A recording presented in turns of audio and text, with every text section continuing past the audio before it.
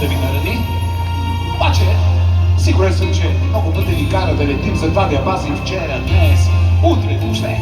Завинаги, че за пожар от любов всеки един винаги е готов, нали? Любовта е всичко. И всичко е любов. И кога в живота е рано да отричаш годините за любовта са нищо.